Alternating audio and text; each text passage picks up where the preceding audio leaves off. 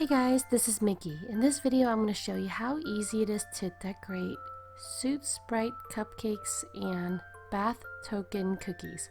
So for the cupcakes, after you decorate the top with black buttercream frosting, just dunk it into black sanding sugar and then add edible eyeballs and candies.